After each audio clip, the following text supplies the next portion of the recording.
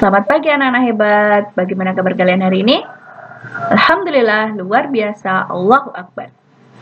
Kembali lagi belajar bareng Bu Fia di materi kelas 6. Hari ini kita akan belajar di tema 4, globalisasi, subtema 2, globalisasi dan manfaatnya, dengan materi pelajaran seni budaya dan prakarya. Nah, sebelum kita mulai pelajaran hari ini, marilah kita berdoa terlebih dahulu ya. Berdoa mulai. Berdoa selesai. Sudah siap kalian untuk belajar hari ini? Kalau sudah siap, yuk langsung saja kita mulai. Nah, anak-anak, hari ini kita akan belajar tentang poster. Ya, siapa yang sudah tahu poster?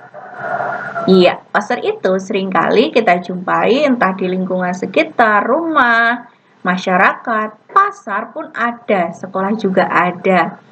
Nah, bagaimana sih caranya agar kita bisa membuat poster yang baik itu? Syarat-syarat untuk bisa membuat poster yang baik itu yang pertama, tulisannya yang ada di dalam poster harus jelas dan mudah terbaca. Tulisannya harus rapi ya. Kemudian yang kedua, susunan kalimat dalam poster harus singkat, padat, dan jelas. Tidak boleh bertele-tele ya. Yang ketiga, poster dilengkapi dengan gambar yang menarik. Bu Guru memberikan contoh di sebelah kanan. Di situ ada poster, ayo hemat energi listrik. Nah, di dalam poster ini kalimatnya singkat, padat, dan jelas, dan juga disertai dengan gambar-gambar yang menarik. Di sini ada 3 langkah mudah hemat energi listrik. Yang pertama itu mematikan lampu dan alat elektronik yang tidak digunakan di rumah. Nah, di sampingnya itu diberi gambar lampu agar lebih mudah menarik pembacanya dan agar pembacanya pun ikut melakukan kegiatan tersebut. Yang kedua juga sama, mencabut alat elektronik dalam kondisi standby. Nah, itu juga diberikan gambar. Dan selanjutnya, gitu. Nah, kemudian hal-hal yang perlu diperhatikan dalam membuat poster. Yang pertama, jenis huruf sebaiknya menggunakan huruf yang mudah dibaca. Tidak boleh menggunakan huruf-huruf yang berlibet-libet itu. Kemudian yang kedua, kalimat yang digunakan dalam poster itu harus jelas. Ya tentu ya, tidak boleh bertele-tele. Yang ketiga, gambar dibuat mencolok sesuai dengan ide poster. Nah, jadi untuk meningkatkan peminat untuk melakukan apa yang kita ajak untuk mereka, kita bisa menggunakan warna yang mencolok seperti warna merah, biru, dan sebagainya. Kemudian yang keempat itu perpaduan antara tulisan dan gambar itu harus tepat. Jadi semisal kita mengajak untuk hemat listrik, nah kita harus mematikan lampu yang tidak dipakai, itu ya gambarnya harus tentang lampu itu, jangan tentang. Contohnya kita ingin menghemat energi listrik kok contohnya nanti ada gambar motor. Nah, itu tidak nyambung ya.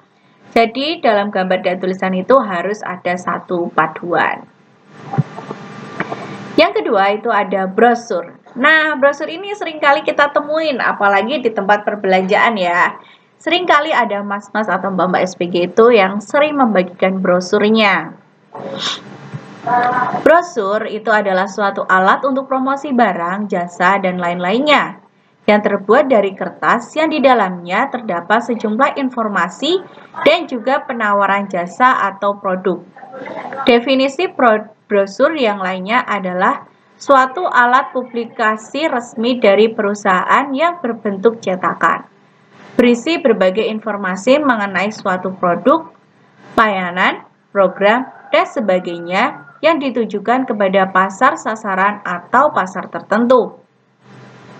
Cara menyampaikannya dibagikan secara gratis kepada pelanggan atau masyarakat dengan tujuan memperkenalkan secara jelas dan rinci mengenai produk, layanan, program, dan sebagainya untuk membantu upaya pemasaran ataupun marketing public relation. Brosur dan ciri-ciri brosur. Nah, di sini di sebelah kiri sudah Bu Guru berikan contoh brosur cetak tanpa minimum order. Nah, jadi dia itu membagikan informasi tentang jasa yang mereka punya, yaitu boleh mencetak apapun tanpa minimal orderan. Nah, brosur itu sering kita jumpai di jalan umum. Brosur ada yang ditempel di dinding atau dibagikan kepada orang lain di tempat umum. Nah, ini seringkali kita jumpai ya. Kemudian, brosur itu sama dengan reklame dan poster.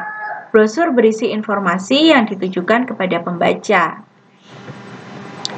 Ciri-ciri brosur yang pertama.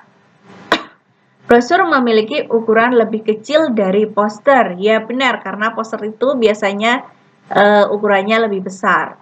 Kemudian yang kedua, brosur biasanya ditempel di dinding atau dibagikan kepada orang-orang di tempat umum. 3. Brosur berisi informasi atau ajakan untuk berbuat sesuatu. Yang keempat, tulisan di dalam brosur lebih banyak tetapi tetap dilengkapi dengan gambar. Seperti contoh yang ada di depan kalian. Nah, anak-anak, itu tadi pembelajaran kita hari ini tentang poster dan brosur. Cukup sekian pembelajaran kita hari ini. Sampai jumpa di pembelajaran kita selanjutnya. Assalamualaikum warahmatullahi wabarakatuh.